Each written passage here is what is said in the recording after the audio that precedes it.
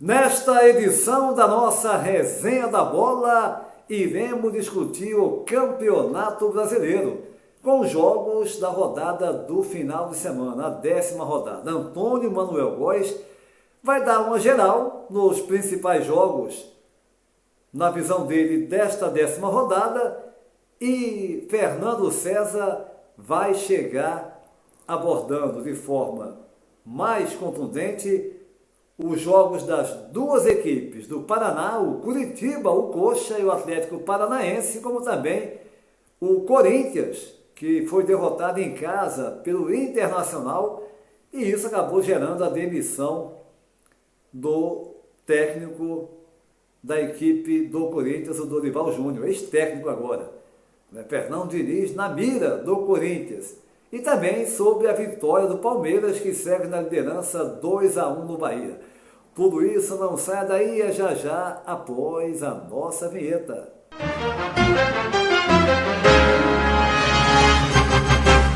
E a gente inicia mais uma edição da nossa Resenha da Bola nesta segunda-feira, dia 6 de abril de 2026. Sem perder tempo, eu vou direto ao Rio de Janeiro. Antônio Manuel Góes, você analisando os principais jogos, na sua visão, os jogos que mais lhe chamaram a atenção, nesta 10ª rodada do Campeonato Brasileiro. Jogos, de fato, com muitos gols, jogos que deixaram equipes mais bem posicionadas no campeonato e outras nem tanto. Um abraço, Antônio Manuel. Olá, gente ligada na Resenha da Bola. Destaco na 10ª rodada do Brasileirão Série A as vitórias do São Paulo de Roger Machado, vice-líder 4-1 sobre o Cruzeiro de Arturo Jorge, 19º no Morumbi. Do Botafogo do interino Rodrigo Belão, 10º e um jogo a menos, sobre o Vasco da Gama de Renato Gaúcho, 12º por 2-1 de virada em São Januário. Do Internacional do uruguaio Paulo Pesolano, 13º, 1-0 sobre o Corinthians, 16º em pleno Itaquerão, com subsequente demissão do treinador Dorival Júnior. Do pragmático líder isolado Palmeiras de Abel Ferreira, 2-1 no Bahia de Rogério Ceni, 5º colocado e um jogo a menos, na Fonte Nova. E do Flamengo de Leonardo Jardim, 4º na tabela e um jogo a menos, 3-1 de virada sobre o Santos de Cuca, 15º no Maracanã. No estádio José Américo, o Fluminense perdeu a vice-liderança garantida na 9ª rodada, 1-1 contra o Curitiba, 7º colocado, que abriu o placar, mas cedeu o empate na saída de bola equivocada de seu goleiro. Assunto para o comentário daqui a pouco de nosso companheiro Fernando César. Já no superlotado São Januário, noite do último sábado, o Vasco da Gama saiu na frente, mas cometeu graves erros defensivos quando tentou administrar a vantagem mínima e foi punido pela virada do Botafogo, dominante no jogo a partir das alterações introduzidas por seu treinador. Nesse domingo, no Maracanã, diante de 68 mil espectadores, recorde no Brasileirão, o Flamengo entrou em campo com a responsabilidade de se reabilitar do fiasco no meio de semana em Bragança Paulista. Fez um primeiro tempo de maior posse de bola, todavia abaixo da capacidade técnica do elenco, com investidas sem sucesso contra as redes do Santos, cuja proposta de jogo reativo surtiu efeito no começo da segunda etapa, em contra-ataque que ensejou ao argentino Lautaro Dias envolver o zagueiro Léo Ortiz no mano a mano e disparar à esquerda de Rossi, sem chance para seu Patrício na meta rubro-negra. Com providenciais ajustes de Leonardo Jardim, o Flamengo se impôs ao Santos desfalcado do polêmico Neymar.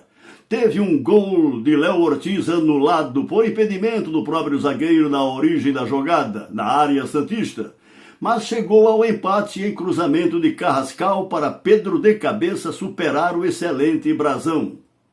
Senhor das ações, o Flamengo virou o placar em pênalti sofrido por Arrascaeta, que Jorginho mais uma vez transformou em gol, com arremate rasteiro e certeiro no canto direito do goleiro santista. Com o adversário esgotado pela correria da primeira etapa, nas saídas em veloz transição e sem sucesso nas mudanças efetuadas por Cuca, o Flamengo foi preponderante no campo defensivo do Santos e chegou ao terceiro gol em boa combinação de plata para Lucas Paquetá concluir da meia-lua da grande área do Peixe, no ângulo superior direito de Brazão. Em seguida, o mesmo Gonzalo Plata acertou o poste direito santista, deixando de ampliar para 4 gols a vitória rubro-negra. Oportuno ressaltar o estupendo desempenho do lateral Varela, pequeno gigante da defesa ao ataque, por sinal eleito o melhor em campo. No meio desta semana, os clubes cariocas cumprirão jogos dos torneios da Conmebol. Pela fase de grupos da Copa Sul-Americana, o Botafogo receberá no Engenhão o Caracas da Venezuela, enquanto o Vasco irá a Buenos Aires para enfrentar o argentino Barracas Central. Na primeira rodada da fase de grupos da Libertadores, o Fluminense enfrentará na Venezuela, nesta terça-feira 7, o clube homônimo da cidade de La Guaira. Já na quarta 8, o Flamengo jogará contra o peruano Cusco Futebol Clube, na altitude de 3.400 metros da antiga capital do Império Inca, Antônio Júnior. É Antônio Manuel Góes, você analisando o brasileiro e já citando os compromissos, né, da Libertadores. O Flamengo vai jogar, né, numa condição bem desfavorável, aliás, não é novidade nenhuma, né, as equipes sul-americanas sempre, a cada ano tem que jogar numa condição dessa bem adversa. É desumano, eu acho surreal, mas enfim, né, permanece, né, esse jogo. Muita gente já chiou, clubes, enfim, porque é desumano, gente. Você jogar a quase 4 mil metros, jogar já a 2.000 e tal já é complicado, imagina a quase 4 mil metros de altitude. Mas enfim, é o que teremos agora na Libertadores mais uma vez a partir do meio desta semana. Mas agora eu vou dar um pulo até Curitiba, no Paraná. Meu caro Fernando César, você chegando e analisando duas equipes de São Paulo. Nessa última rodada, o Corinthians, que vem muito mal aí nos últimos jogos, demitiu, né, o Dorival Júnior após mais uma derrota, desta feita em casa, no Itaquerão.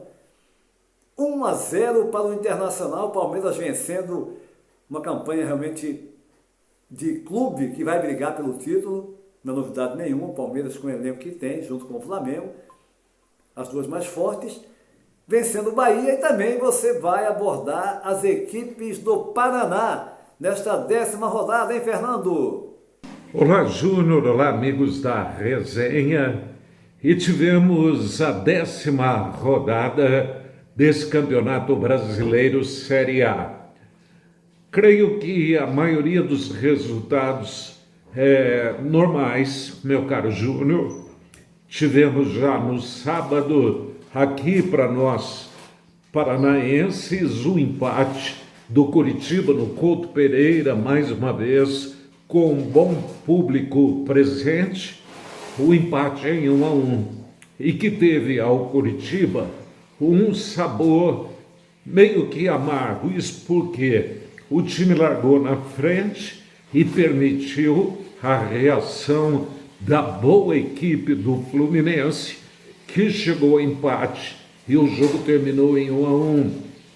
O Curitiba ainda teve um bom comportamento no jogo, mas temos que reconhecer os valores técnicos, táticos e individuais da equipe carioca, da equipe do Fluminense, que não é à toa que, olhando na tabela de classificação, encontramos o Fluminense ocupando o terceiro lugar com 20 pontos, mesma pontuação do vice-líder, a equipe do São Paulo, que também soma 20 pontos. Já o Atlético, ao contrário das rodadas anteriores, em que o time vinha se destacando com bons resultados. Ele foi envolvido pela boa equipe do Galo, jogando justamente na arena do Galo, e já no primeiro tempo a equipe do Atlético se viu envolvida inteiramente pela equipe do Galo, que chegou a abrir inclusive uma vantagem de 2 gols, e o jogo terminou com a vitória do Galo em 2-1, mesmo com o Atlético fazendo o seu gol de honra. Fora aí dos jogos das equipes paranaenses, também nos chamou a atenção a vitória do Palmeiras sobre a boa equipe do Bahia.